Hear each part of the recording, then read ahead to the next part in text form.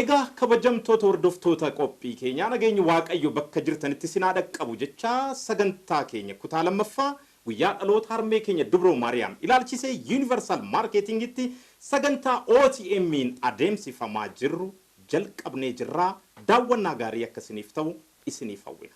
Tole egaa guddaa galatooma barsiisaa waa'ee Dubroo Maariyaam gaa yoo kaasnu wantoota duratti ibsitan keessaa inni tokko tulluu Libaanoos irratti dhalachuu isheeti. Gaa kitaaba qulqulluu irrattis Tsiyoonii fi wantoonni dubbataman hedduun hiikaan isaa harmee keenya Dubroo Maariyaamiif akka ta'e hayyoonni mana kiristaanaas nu barsiisu. Jechuma kitaaba qulqulluu iyyuu gaafa arginu jechi tokko tokko tulluu sanaaf kan ibsame otoo hin taane ifaan ifatti Dubroo Maariyaamiif akka ibsames wantoonni nutti agarsiisan ni jiru.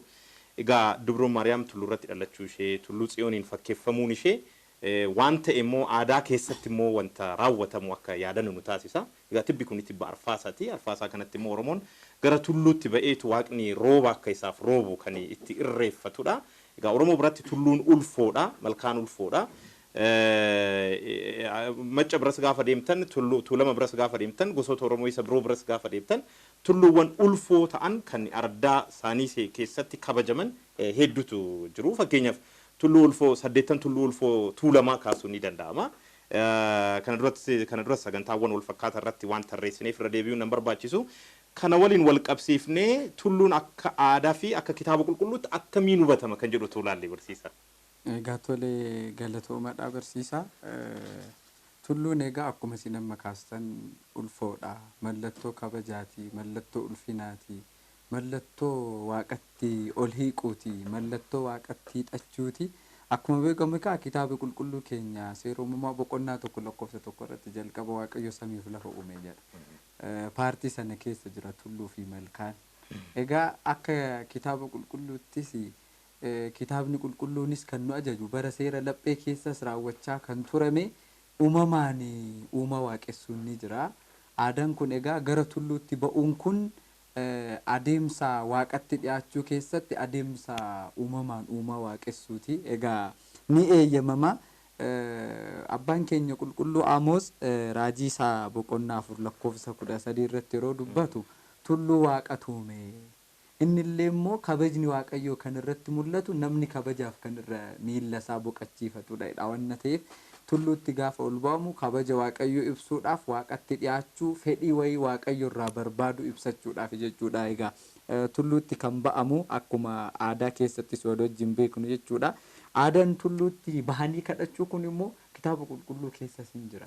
Kitaaba qulqulluu keessatti sirra deddeebiidhaan kan beekamedha. Keessumaa tulluuwwan gurguddoo kitaaba qulqulluu keessatti caqafaman kanneen akka tulluu Siinaa, kanneen akka tulluu Mooriyaa, akkasumas kanneen akka Baraka Kwaaraa keessatti immoo kanneen akka tulluu Taaboor, akkasumas kanneen akka tulluu Tsiyoon duriiyyuu kaasee kitaaba qulqulluu keessatti eeramaniiru. Fakkeenya xinnoo kaasuuf abbaan keenya Abrahaam gara tulluu Mooriyaatti kan inni ba'e fedha Waaqayyoo raawwachuuf aarsaa dhiyeessuufidha. Ilma isaa Isaaqiin. Kanaaf haaluma immoo wal fakkaatuun immoo aadaa Oromoo keessattis Oromoon bara rooba dhabetti maallimni akka aarsaa ta'eetu Waaqayyootaaf dhiyaatu gara tulluutti ol ba'anii achi qaqawwee dhagaanii hoolan irree samiirraa isaaniif gadi bu'eetoo akka maallimni hin duunes ta'ee roobni isaan barbaadanis isaaniif akka roobe immoo himamni agarsiisu keessattuu Oromoo Sooddoo keessatti tuulama jalatti jechuudha ni beekama jechuudha fani. Waluma qabsiifnee akkas leeritiin addaan isin kutti barsiisaa dhiifama. Egaa abbaan keenya Abrahaamis kanadha ture seeraan inni raawwate.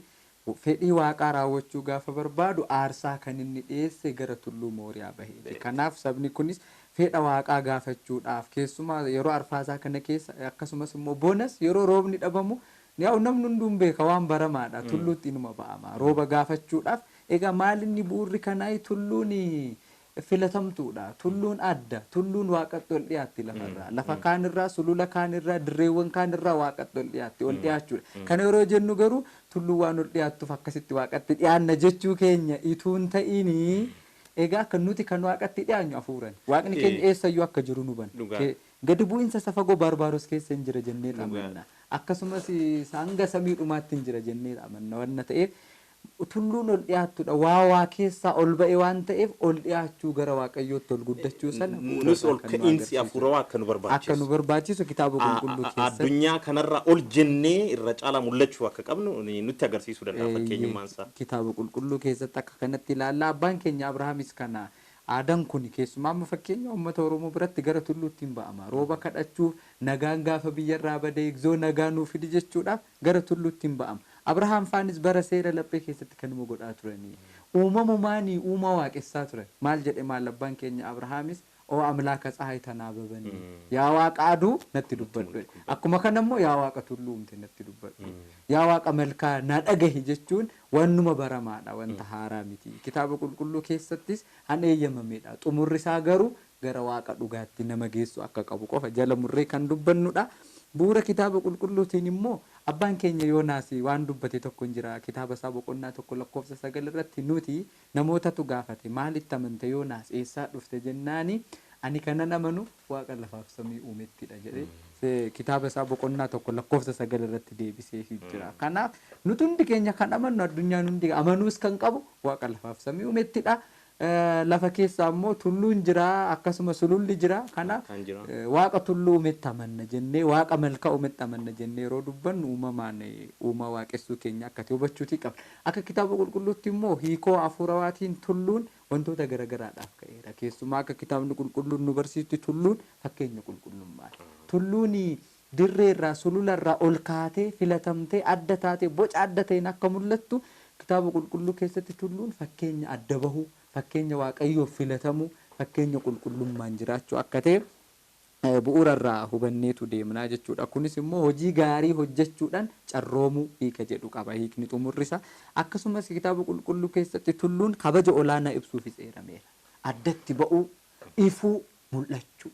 Kanaafidha mul'ata addunyaa hundumaa kan taate tulluun addunyaa hundumaa Maariyamiinis tulluu Libaanos irratti kan mul'atte gara kanaan ni kaasna booddee sitti dhufna. Kan biroo kitaaba qulqulluu keessatti tulluun warra kabaja olaanaa qaban qulqullootanis hin fakkeeffama. Abbaan keenya qulqulluu Henook boqonnaa 5 kitaaba isaati irratti tulluuwwan qulqullaa'oo fuula waaqayyooti mul'atan jedhe hiikoo hafuurawaatiin kan inni kaasu qulqulloota akka ta'e hin hubanna.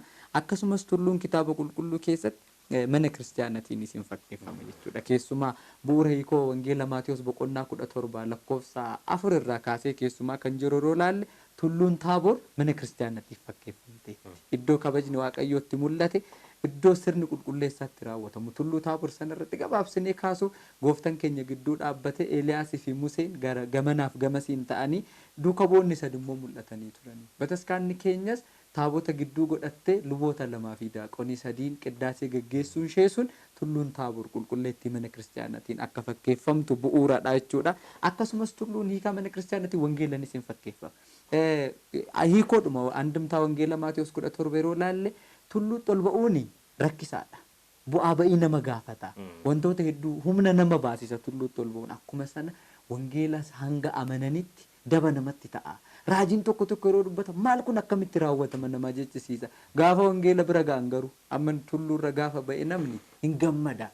Wanta tulluu jiru kallattii afraniinuu daawwachuu danda'a. Sulula gadiin daawwataa, manneen garaagaraa ta'uu danda'a. Wanta fagootti jiru hundumaa arguu danda'a tulluutti yoo ba'e. Namnis wangeelatti yoo dhufe jecha guddaa ismaal bona garzeessaan ol egzaabihe. Wangeela Luqaas 1:37 waaqayyoof kan dadhabamu homtuu hin jiru kan jedhu amana waan ta'eef wantoonni hundi gaafii ittiin ta'anii bu'uura kanaatiin ilaaluu dandeenya. Kan biraa tulluurra dhaabbatanii waa hunda akka argan wangeela fakkeessina jenneerra waan ta'eef namni wangeela qabu waan hunda arga. Cubbuu ofiis adda baasee nu hubata. Abdii qulqullummaa garamitti akka deemuu qabus nu hubata. Tulluu waa hunda akka nama ilaalchistu wangeellis of ilaalleedha jechuudha. Daawitii jireenya kiristaanummaa keenya keessatti ilaallu jireenya kiristaanummaa keenya kan ittiin to'annudha jechuudha. Asumaan wal qabsiisneetis kan kaasnu gooftaan keenya amma namoonni yeroo baay'ee tulluutti ol ba'uu qeequu danda'u.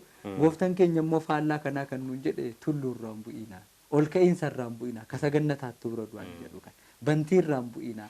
Tulluunis ol ka'aa akka ta'e indoom wanta ol ka'aa irraa hin bu'ina. Wangeela Maatiyos 24 lakkoofsa 17 gubbaatti kan eerame kana. Tulluurraa hin bu'ina. Jalqaba tulluu qulqullummaadhaan qulqullootaan mana kiristaanaatiin wangeelan akka fakkeeffamtu kaasnee turre. Amma tulluurraa lafa ol ka'aarraa kasagannataatti bira du'u kan sagannatarraa hin bu'inaa kan jedhu kun inni jalqabaa tulluun ol baateet mul'atti. Abbaan keenya qulqulluu Yohaannis Afawarqeen ሃይማኖትሰ መሰረት ኢቲ ወቃላን ያውን ድቅሙን amantaan bu'uura nuun jedha. Bu'uura irratti immoo maaltu ijaarama? Lafa wanta ol ka'a manatti ijaarama miti, sagannatiitti ijaarama miti. Tulluurraan bu'inaa jechuun hojii gaarii hojjechaa kan jirtan, hafuuran gara waaqatti ol kan guddattan, waaqa keessan kan hubattan duubatti hin deebi'inaa. Tulluurraan bu'inaa jechuun tokkos tulluurraan bu'inaa jechuun wazayii halluu ustagadaa. Kwaalatti kan ba'e addunyaan nageesseetti jedhee kwaalatti kan ba'e fiixee qulqullummaa qabateera. Qarqara qulqullummaa jalqabeera waan ta'eef dhiisee hojii addunyaa hojjechuutti of duuba as hin deebi'in. Tokkos tulluurraa hin bu'inaa jechuun lubummaadhanis kan kabajame. Lubummaan egaa aangoon ishii kan samiiti waan ta'eef lubummaa isaas akka hin dhiisne. Lubni lubummaa isaa daaqoniin duqqinaa isaa akkasumatti phaaphaasonnis hundumti warri muudama qulqullummaa qaban dhiisanii muudama isaanii of duubatti akka hin deebine tulluurraan bu'inaa jedhe akka nu ibse isin hubanna. Egaa kanumaanis haati keenya giiftii qulqulleettii Dubroo Maariyamis egaa tulluu Tsiyoon jedhamuudhaan hin beekamti. Akkuma isin jalqaba kaastan kitaaba qulqulluu keessatti hiikoon isheedhaaf kan hin arganne keessumaa faaruu Daawit 131 lakkoofsa 13 gubbaatti isheen kun tulluu Tsiyoonii bara baraanis bultoo kooti isheerra nan bula nan boqadha jedhee yeroo waaqayyo dubbatu argina. Egaa Tsiyoon akka walii galaatti magaala Daawitidha. Bultoo mootitii boqonnaa Daawitidha. Akka Daawit lapheen waaqayyoo magaala Tsiyoon jedhamtu boqonnaa godhatee ture waaqni Daawit ammoo tulluu hundumaa olii maaramii Tsiyooniin boqonnaa godhateera. Maal jedhe gooftaan lazala'alam maarafa'eenaat marichaa taalla'unna. Isheen bara baraaf bultoo kooti ishee filadheera jedhe. Egaa bara baraaf kan filate waaqayyo tulluu Tsiyoon ishee Israa'el keessa jirtu jechuu isaa miti. Sababni isaa laftiif samiin kun hin darbu jedheera. Ishiin hin dabarti. Bara baraaf Tsiyoonitti fakkeeffamtee bultoo waaqayyoo kan taate maaramiidha. Kana malees Tsiyoon jechuun dahoo dhokannaa jechuudha. Iddootti dheessanii jalaa bahan jechuudha. Giiftii haati keenya maaramiinis cubbuu addunyaa kana hudhe jalaa sababbii isheetiin kan baane dahoo keenyadha. Itti dheessa keenyadha. Kanaaf isheen tulluu Tsiyooniin akka fakkeeffamtus hin dubbata. Akkasumas raajii Isaayyaas boqonnaa 4 irratti isheen kun magaala waaqayyoo qulqulleettiidha. Maqaan ishees Tsiyoon jedhama. Dhugumayyuu magaala waaqayyoo kan jedhamte waaqayyo ji'a 9 fi guyyaa 5 garaa ishee magaala taasifatee kan keessa bule. Bara baraafis foonuma isheerraan uffateen kan jiraatu isheen haadha dhugaa waaqayyoo, magaalaa dhugaa waaqayyoo, biyya waaqayyoo akka taateen hubanna. Abboonni keenyas kitaaba qulqulluu keessatti keessumaa warra akka Efreem ati samii lammaffaadha. Samiin teessoo waaqayyooti. Lafti dhadhaabbannaa miila isheeti jedhee Isaayyaas akka nutti hime samii lammaffaan kan hin dabarre samii duraayyuu kan caaltu samii lammaffaan bara baraaf waaqni bultoo si godhate si'idha jenneetu Tsiyoon jennee kaasnaa jechuudha. Haadha keenya qulqulleettii Maariyaam gara kanaatiin hubachuu dandeenya. Baay'ee gaariidha barsiisa. Egaa isheen harmeen keenya Dubroo Maariyaam akkaataa kanaan tulluudhaan fakkeeffamte akka isheen ibsamtu hubachuu ni danda'ama. Yaa'u ishee dhumtuu ammoo akka aadaa Oromootti gara tulluutti baanetti rooba kadhanna miti. Ishee dhumtuu tulluu rooba nu roobdedha. Mataa isheetiin jechuudha. Tulluu rooba irratti kadhannee ofuma isheetiif immoo duumecha taate duumessa Eeliyaas jenneetu miti harmee keenya Dubroo Maariyaam kan waamnu jechuudha. Duumessa abbaan ilmi isaa abbaan nuuf roobe kan keessatti arganne abbaan ilma isaa ergee garaa ishee keessatti hammatame achi keessatti qabatame akka duumessaatti jechuudha. Ammoo gama Dubroo Maariyaamiin nu roobuu isaa ittiin mirkaneeffannedha. Kanaaf waa hunda guuttattee jirti. Akka tulluuttis tulluu ol kaate qulqullin ishee namaa ol kan ta'e dhala namaati ol kan ta'e kan itti baanee irreeffannudha kan maqaa ishee waamnee ittiin waa hundayyuu argannuu fi seenaan keenya ittiin jijjiiramedha. Akka immoo tulluutti ba'eetu Oromoo rooba kadhata bu'uuran isiniin jedhe akka roobatittis immoo rooba gooftaa Yesuus Kiristoos jedhamu rooba Maartaa kan nuuf roobdedha. Akka duumessaattis immoo duumessa taatee akkuma abbaan ilma isaa haadha malee dursee gooftaa Yesuus Kiristoos ilma isaa dhale jechuudha. Isheen ammoo abbaa malee ilma ishee waan deesseef waan garaatti baatteef duumessa jenneetoo harmee keenya moggaasuu ni dandeenya jechuudha. Egaa icciitiin ishee baay'eedha. Aadaadhaan wal fakkeessinee uumamaan wal fakkeessinee yoo ni ibsine jenne ibsoonni hedduun ni jiru jechuun ni danda'ama. Mee waan tokko walaloo waan amma haasofni kana waliin roogummaa qabu tokko ni isiniif dubbiseetoo gara qabxii itti aanutti ceena barsiisa. Maal jedhaa? Tullus duumessas jedha harmee keenya Dubroo Maariyaam kan ibsudha. Kana dura walaloonni Facebook page kiyya irratti post godhedha. Gubata hongee irraa jedha. Irraa nafni homtuu murtii yaal tokkootiin adabamne martuu bu'uura murtiitiin raawwiin taasifamee barasii hag baranaa cufti duguuggamee garasii hag garanaa du'aaf furguuggamee warrasii hag warranaa badee haxaawwamee kitaaba fayyinaarraa laaqamee haqamee. Abbootiin maal godhuu bara hongee akkanaa jennee yoo gaafannu kitaabolee seenaa gara tulluutti ba'u akka waaqni isaanii rooba dhangala'u.